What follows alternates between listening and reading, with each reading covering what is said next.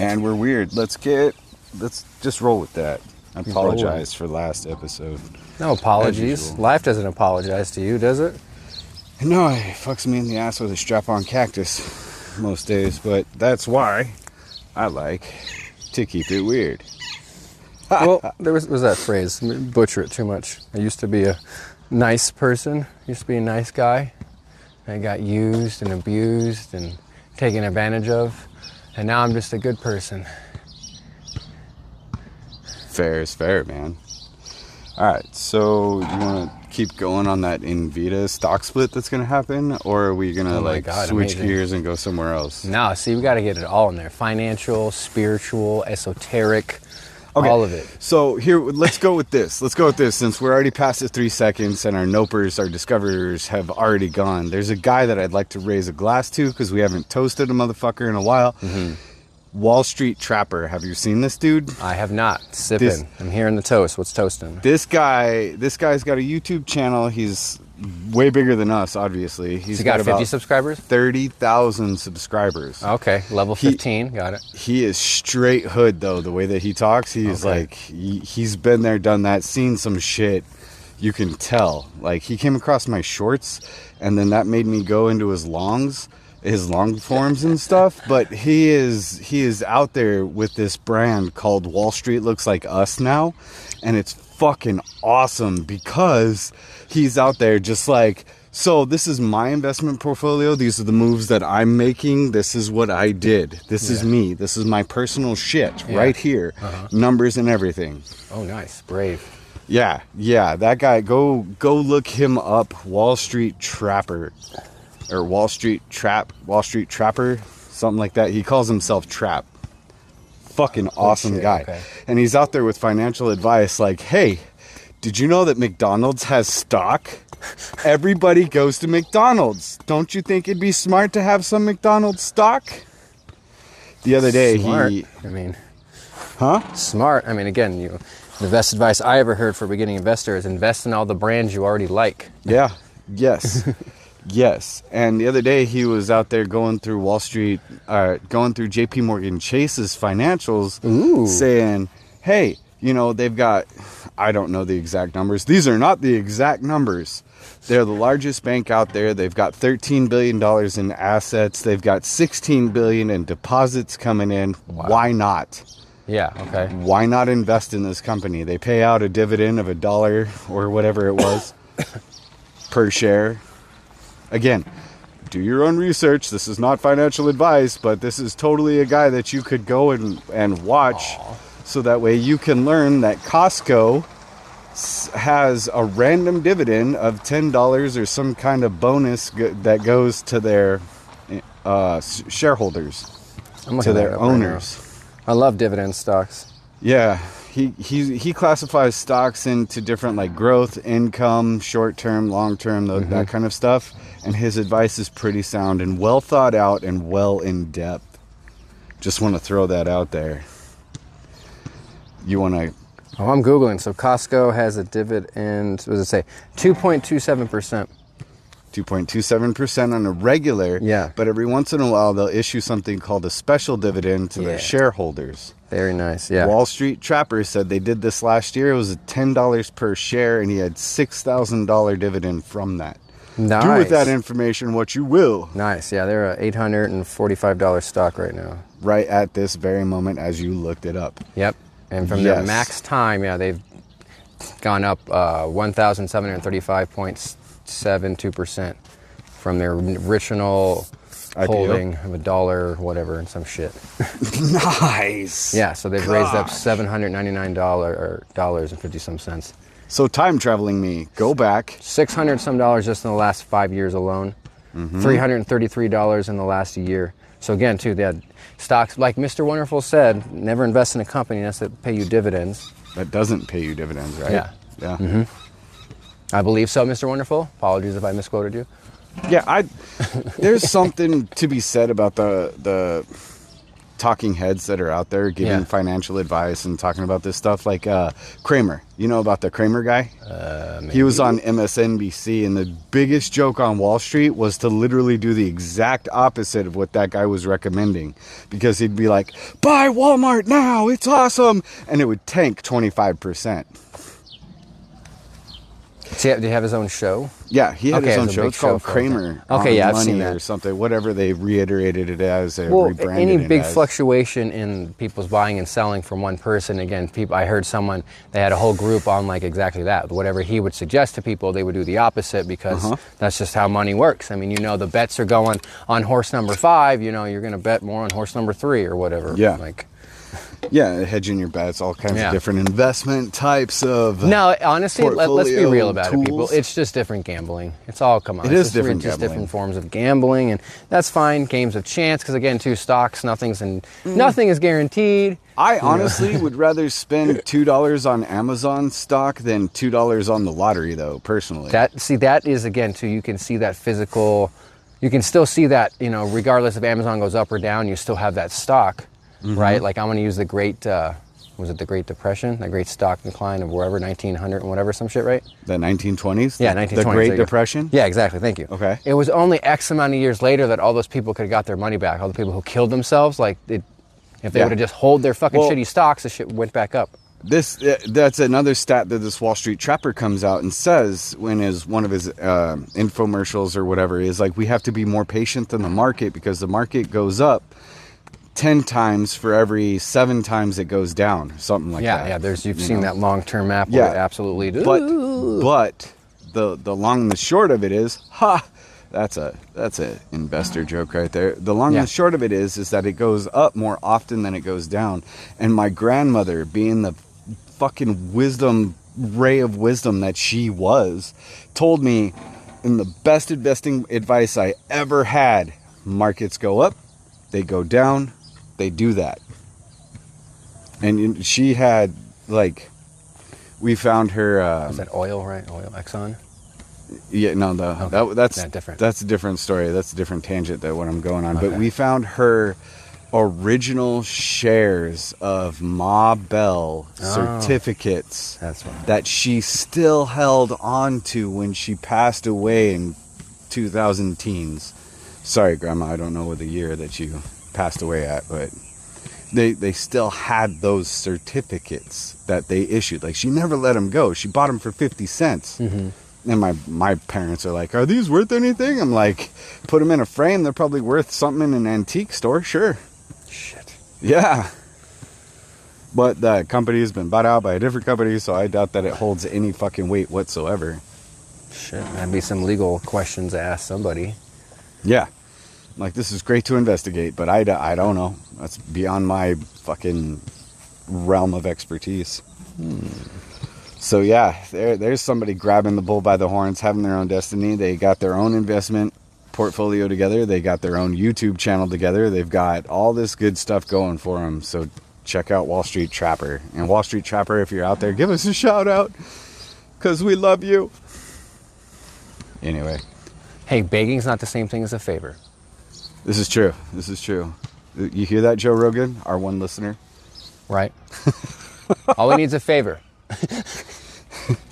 Just one drop in the bucket. You know what would actually be good is the producer of this fucking show got off his ass and actually produced some quality fucking podcast. God. Because the last two, I'm not going to lie, the last 2 episodes have been total shit recording-wise. It's like, how do you make a great podcast? Have good recording instead of somebody in the background going, yeah, that sounds totally cool. Hey, you know what? Things happen. I was, so it's a compilation video, I believe, the Y files. So he's putting out some compilation stuff. And what's really awesome, too, is the professional background that he has and his channel members, like the team that he has, right? Real professionals, producers, et cetera, all this stuff. And he even talks about how horrible he believes his first beginning quality stuff was. Yeah, there's some sound differences or whatever, but honestly, it's you looking in the mirror, seeing only your perceived imperfections. Yeah, but it's also, that leads to also getting better. Yes, yeah, I know. But there's again, in life, the shitty thing about life, and this is the truth of everything, razor's edge balancing act. You cannot go too far one way or the other, and the sweet spot is right in the middle. Mm-hmm. So yeah. Yeah, I like Alex Hermosi. Like, if you fail, you're just learning. They're just opportunities. Opportunities to learn. Perspectives. Again, we take too much. It's the verbiage, too. I didn't fail. You weren't wrong. I was enlightened. Yeah, I can see how that's way more powerful. It's like I made a mistake to learn from it. Again, too, like you change the verbiage. You don't use, like I do, if you notice a lot, I do not try to use the word sorry. I fucking hate that word. Yeah. It makes me feel pathetic when I say I'm sorry, because it doesn't mean anything. I apologize. My bad. That won't happen again. I can see that, anything other than I'm sorry. Yeah. What was it, dude? Oh man, that comes from, I heard that from your sister's husband at the time. He's like, never say sorry. That makes you weak and pathetic. You go and fucking apologize like a man. Absolutely. And get yourself back up, basically. Yeah, absolutely. It's internal dialogue, not only like, so the, your body posture and everything, it's sending a signal to everyone else. It's internal signal as well. So not only the verbiage you speak to someone else, the way you speak and conduct yourself, like Bruce Lee said, don't ever put yourself down, even in a joke. Your body, your mind doesn't know the difference. Yeah. Yes. And then that's also why that superhero pose that they were like promoting so much before you go into an interview, stand in front of the mirror in a superhero pose and you'll have more confidence. Fake it till you make it. Well, yeah, you have to stand in a confident posture. It works. Why is that? Why do you think that works? I want you to do the Superman pose, right? Now sit down, coddle like this. How does that make you feel? No, shrunk in with your knees come in like this, your arms tucked into yourself in a fetal kind of position. Now, how does that make you feel? Well, that feels more timid than like, and you naturally will tell yourself your own posture, just like the same thing I learned about when someone has more confidence, you notice they tilt their head, right? No, I've never noticed this. There's a lot of different stuff. So again, it's the alpha male opening body posture, taking up as much space as possible, feeling as much comfortable in your skin versus the... Okay, I can see that. Yeah, exactly. Like, so it gives you internal dialogue. Yeah. So when the alpha, when the senior or senior opens their vital wounds, sending a signal that I am not threatened by you.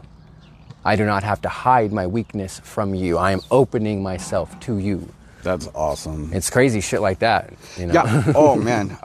Here we go. We're into the master tating. I was hoping to talk about more than just the Tate brothers and Joe Rogan, but you can't be a cis male on YouTube without some form of Tate just... Well, we're not cis male. I think we're pretty far away from that, but coming across appreciate your all feed. of the wordplay, Let's not gaslight anyone here. But anyway, he was talking about masculinity. It was a quote on masculinity. He's all, of course we're going to need masculine men to demasculate people. There you go. Thank you. Talk about play on words. To emasculate people is to make them weak, is to really take them away, because if we don't have any masculine, now I'm going off on a random tangent, not what he said, but if we don't have any masculine men out there, we're not going to have the testosterone fueled guys to run into the burning building. They'll be entitled motherfuckers like we were talking about before, I don't want to do the firefighter job because I can't. And that's not to say that, not to be a genderist here, you can be feminine with masculine traits, you could still be macho or whatever the case may be, but without that degree of masculinity, we're not going to have hot shot parajumpers, No, there's that absolutely dichotomy of you demasculate or unfeminize, too much or whatever. Again,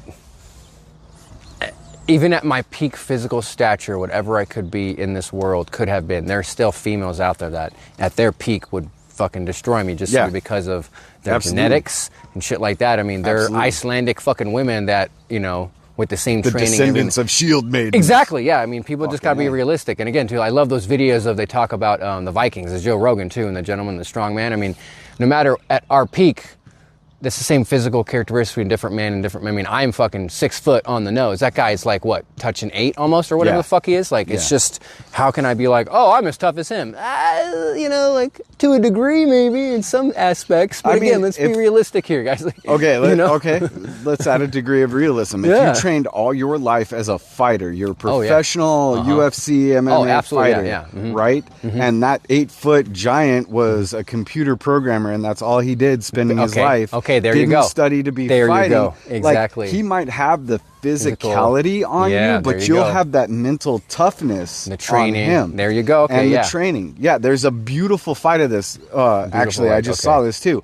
Back in the UFC when it first started, and they didn't have weight classes. There's this little Brazilian jiu-jitsu dude going against this big ass giant, and the Brazilian jiu-jitsu dude's like, this guy is gonna wreck me. So he kept his distance and kept kicking his leg, kicking the upper part of his leg. Just kick the leg, and as soon as that guy started to buckle, he'd kick the leg and come in and with a few punches. His face, So come in with a few punches, and he ended up knocking out that dude. Okay. Yeah. Provided they're both trained fighters, and that's in a trained fighting professionalism. But it has to do with your training and your mentality. Mentality, and there's a whole spectrum. But again, in just, you know, in generalism, or I'm just trying to give credit where credit is due. All I'm saying is, like, there's some women. I'm saying, like, we went side by side, same life, same training, and whatever. Like, just because I'm a man, like, I don't know. You know what I mean? Like, I'm just saying, like, there is something to be said about the fact that there's 6 foot fucking 5 women out there that are 230 some pounds and looking beautiful as shit. I'm just saying, like, there's something to be said about that. You know? They have the training and the mental toughness to just destroy you. So I mean, it's not that all women are, you know, all men either. So we got to be realistic about everything. That's what's crazy. People don't want to recognize all the pieces of the puzzle. Well, I think that this podcast does a really good job, or I try to intentionally do a really good job at, like, taking all these different aspects and melting them into a pot. Just like, oh my God, you got to eat the whole perceived stew, dude. All of it. Yeah, because I mean. Because I'm not going to lie, dude, that same 6 foot woman that's trained all of her life and is currently a wildland firefighter, fuck yeah, she would destroy the shit out of me. She'd kick my ass. Right, yeah. So doesn't mean I wouldn't die trying to fight absolutely, for my life. Yeah, absolutely, go out like a man, right? But again, it's training, genetics, willpower, fucking, just a whole bunch of stuff. Yeah. And anyway, so, tinfoil hats. Oh, you want to go with the esoteric now? What do you got?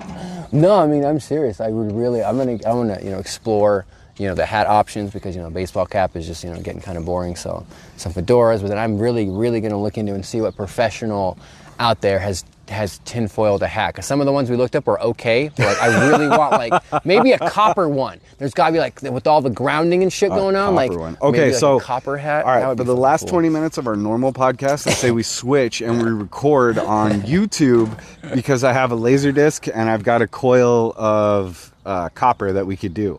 So this is what I want to do, right? Okay, yeah. You know, the energy and frequency is an ongoing thing. Yes. I want to take the laser disc, the CD. Wow, Grandpa, yeah, I got it. Laser disc. Wind it up and see if we could get a charge. But I want to take that same coil without the CD and see if I get a different charge. And we could put this on our weird YouTube. Got it. Just to fuck around with it, man. Tubing it. Yeah. The other day I didn't tell you, but on my personal TikTok I posted this video and I sung really poorly in a world of OSHA violations to the tune of Somewhere Over the Rainbow, something like that. And that got 1,700 views or 1,070 views. Yeah, dude, look at this. Look, I'll show you right now. That's awesome. Hopefully I don't destroy any of this. Personal best. That's good.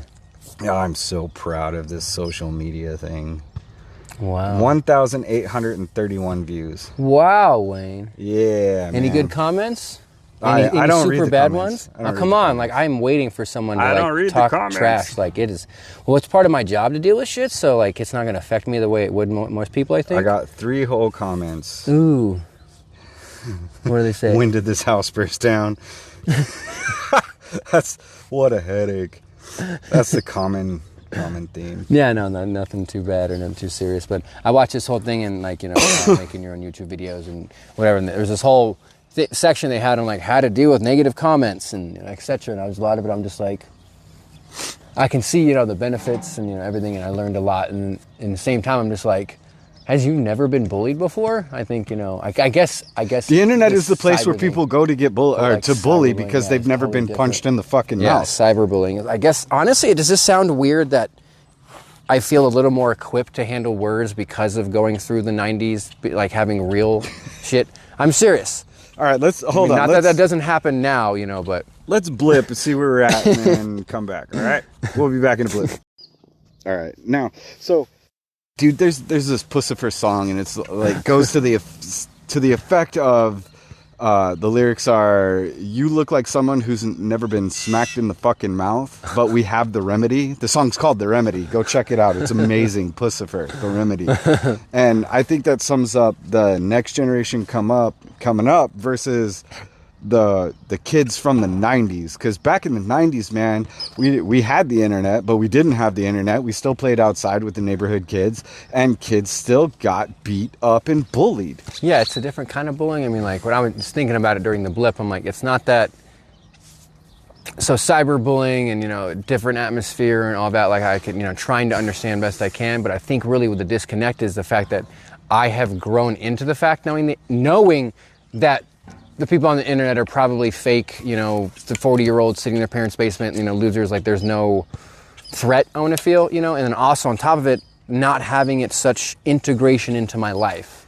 I mean, like I can literally just be like, oh, whatever, like it's not a part of my fucking world, if I wanted to. The reason why I stopped looking at comments and looking at numbers and all that stuff, unless I hit a record. Yeah, it was a good record.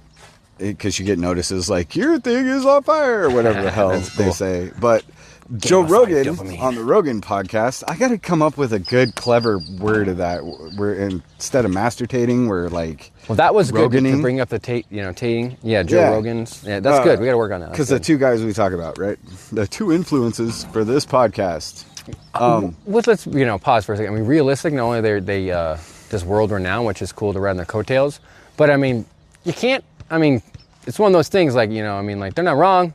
Yeah. Yeah. And everyone's wrong sometimes, give, the world that, but, 99.99 for whatever time. I mean, come on. This is one of those things Rogan wasn't wrong about. He said, don't read the fucking comments. You got better shit to do. Just keep producing your content, writing your jokes, whatever it is. In my case, I try to research a broad variety of different shit.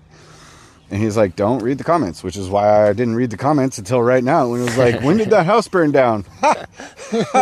Oh, that's funny. Because there's no house over there. Nice. And it didn't burn down. It was a greenhouse, but...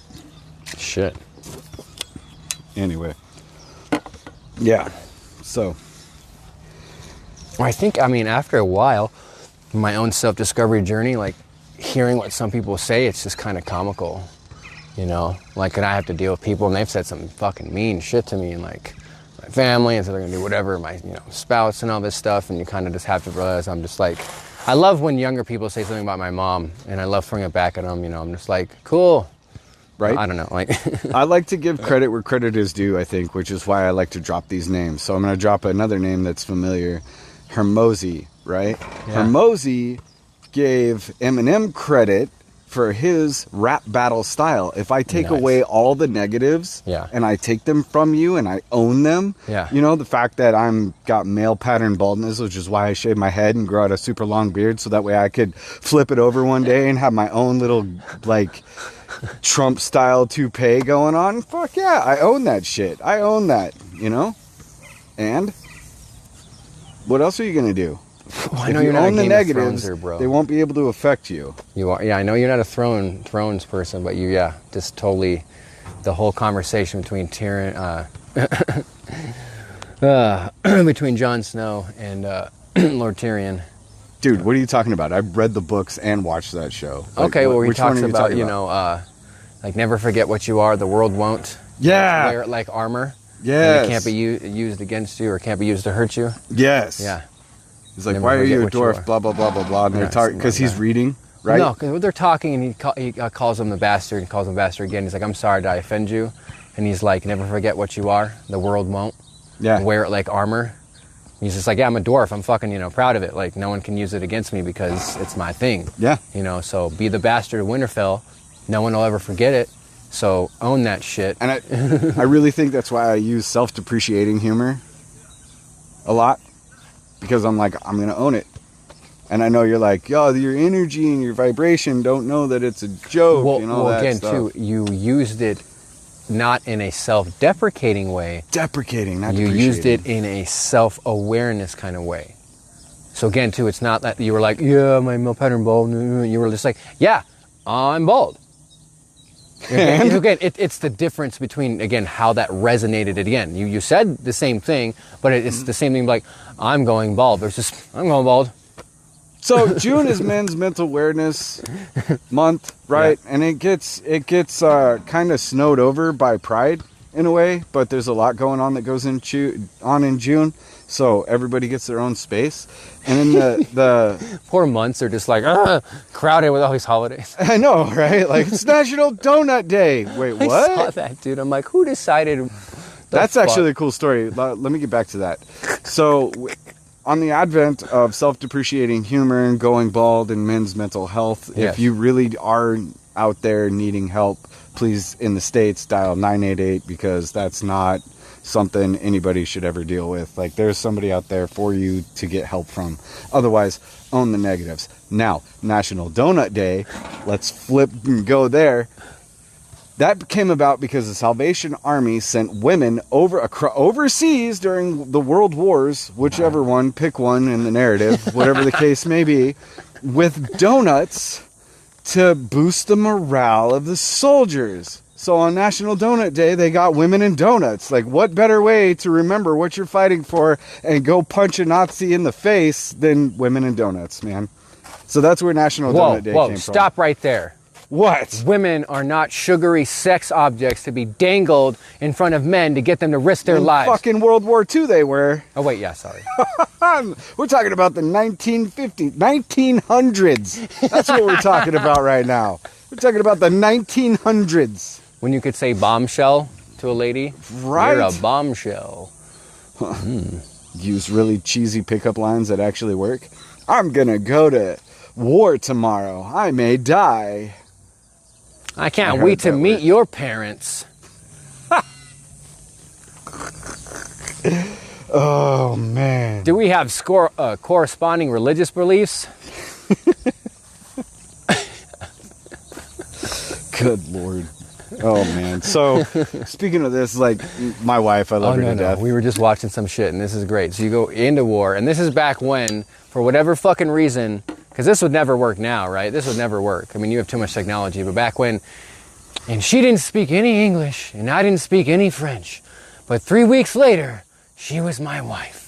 You know, like, that shit would never happen. I mean, maybe with Google Translate now, I could see that. Like, I want to make some story, that would be some awesome shit for someone. Some advertiser, get on that shit. Someone in some fucking board be like, God damn, that'd be great. Be like, we've issues ahead in 3 weeks. Some retro advertising. Boom. And we make it to where our product is the catalyst for this love story. Right? So could you have a dating app with a translator? Bam.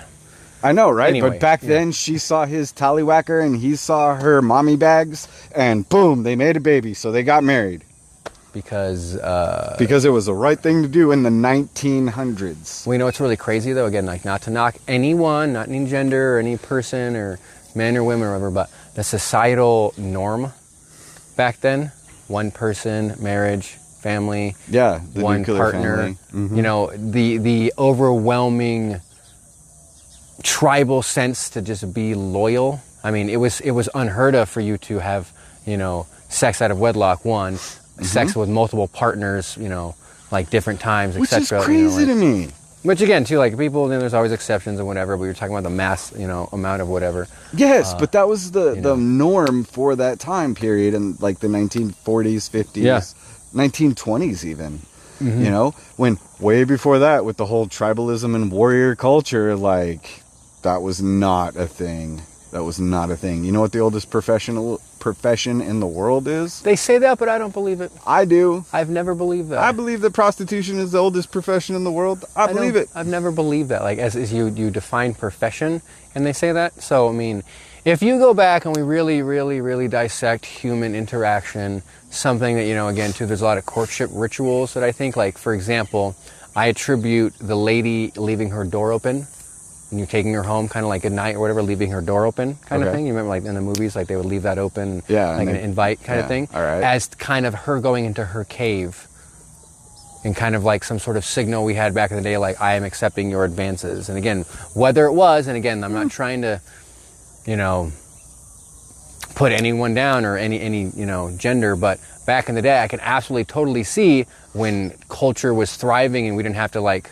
hunt for survival, so to say, people weren't starving, that as a woman would absolutely accept gifts of food and whatever from a male, and that's exactly how you courted her, because every single relationship courting ritual that we have with every culture has some sort of what?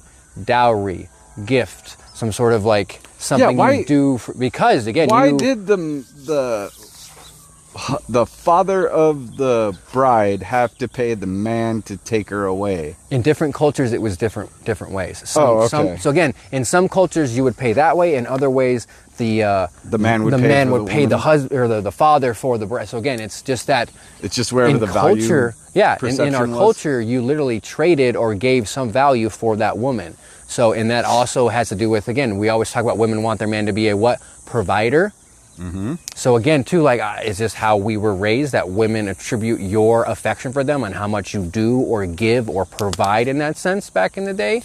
So again, too, like, maybe, again, I'm not trying to trash, but maybe women had their pick of some men and they did whatever with different men, but this is the one that I'm gonna, who knows? I don't fucking know. And maybe men the other way around, you know, like, oh, I'm gonna from different women and maybe this is the one. And that's how marriage came about, to make people actually stick around, because whose fucking baby is this? I think, I think the church got involved. Like, No, I think way, way, way before church, like Druidic culture, for example. whose baby is this? No, seriously, because Okay. again, it's about lineage and who's like, again, if you have multiple partners with the same woman, they don't know who the child's father, you know, the father really is. Yeah, but from a scientific background, don't know. who cares? That just propagates the human race. But again, as you start getting further into culture, you get love, you get romance, you get family. At what point did we break away from the ether and decide that we need a nuclear family and all that stuff? Like, don't get me wrong, I love my wife, I love my family, but, you know. Well, there's, I saw this scientific study back in the day. Did you know there's a certain pattern where most women will follow in their romantic seeking? Has to do with like the way the child is raised. What I mean by that is, after a certain time when the child's old enough to take care of themselves, they usually move on to another partner. Yeah. And again, so 2 years, 7 years, etc., whatever, and there's, you know, genetic disposition to spread their genes as far as possible.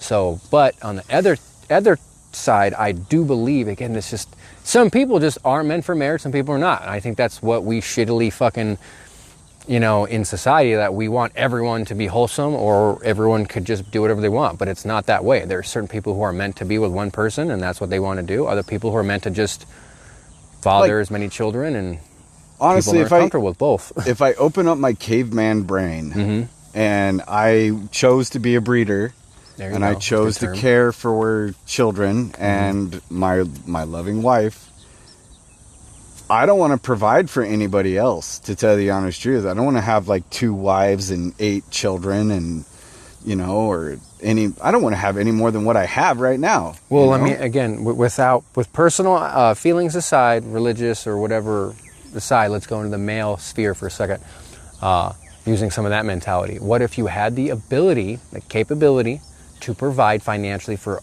all of that? What if those I'm sorry. people involved in that scenario are okay with that? Yeah, I say I am, again, on that same turn, I could not.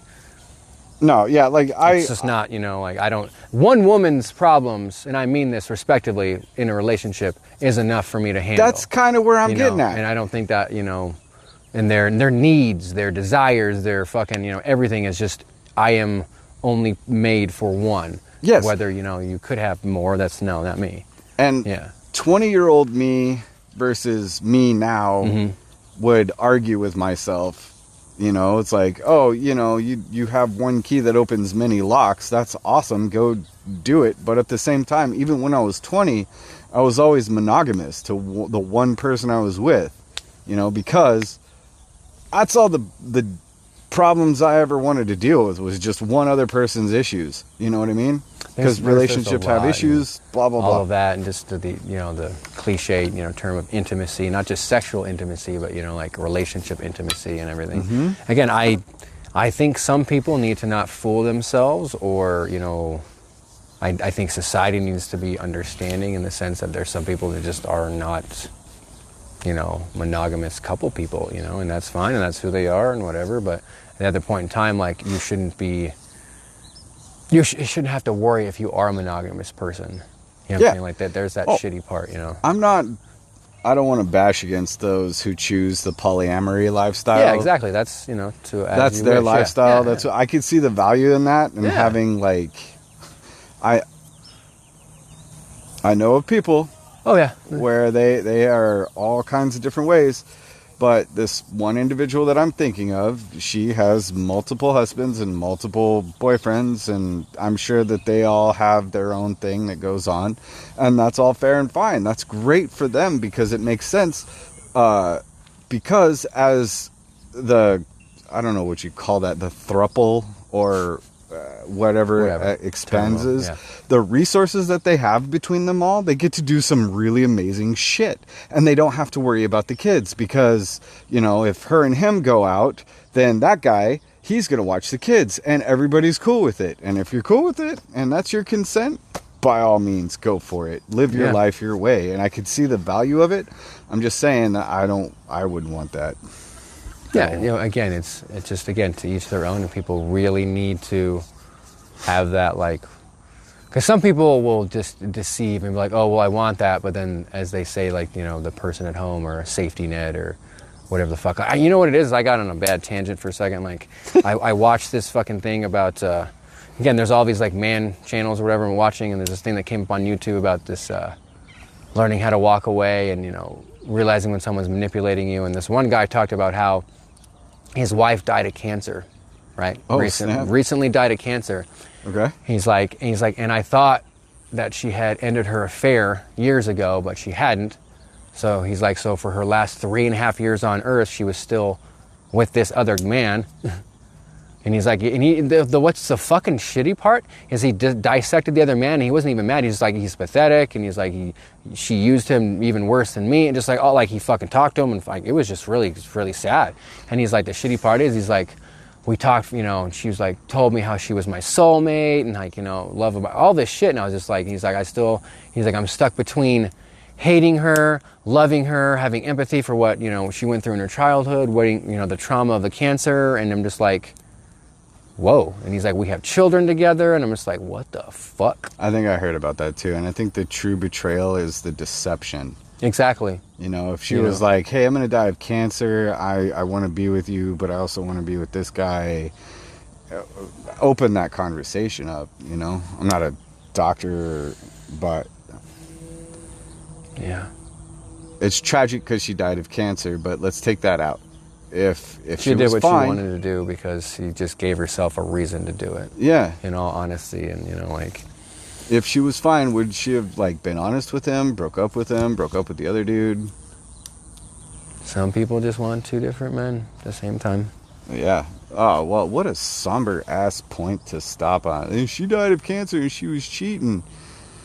But if she was open and honest, that'd be a different story. Well, so again, like, really the moral of the story is people need to be honest about what really makes them happy, who they really are, and not use somebody who is not comfortable with what they really want to be happy with. Honestly, like, people just need to not. People need to be honest with themselves about what they want. Mm-hmm. I think that's a good takeaway from all that. Yep. Man. It's really hard to go from something on like such a heavy topic, such a real heavy topic, to like some woo-woo tinfoil hat shit. But I think we're gonna have to pause the podcast here, and we're gonna put up as many podcasts on the greatest podcast platform for beginning podcasters as they will let us. I know they said that it's sometime this month they're gonna take that away from us, and we're gonna have to figure it out. So we're gonna stop here, flip over to video, make some content. You can look up the Toast of the Weird on YouTube. because that video should be coming soon. Anything you want to say before we end this segment of our podcast? We'll go with the next 20 minutes on YouTube. The universe always provides. There you go, man. The magic you were looking for is in the work you're refusing to do, something like that. Right? And the work you're Words avoiding. have meaning. That's why it's called spelling. There you go. Yeah, the magic you're looking for is in the work you're avoiding. All right. Boom. If you've enjoyed this podcast, you know the deal. Like, subscribe, share. We'll see you on the video.